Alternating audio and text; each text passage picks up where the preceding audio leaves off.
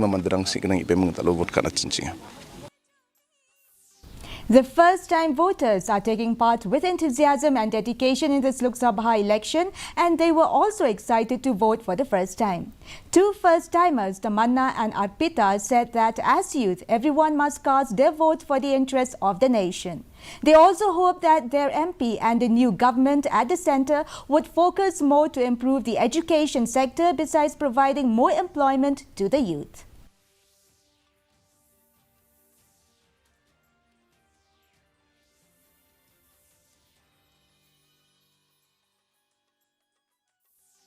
I guess everyone should cast their vote because it's their right, obviously, firstly. So they should choose like who to vote and all. So I guess that's the reason.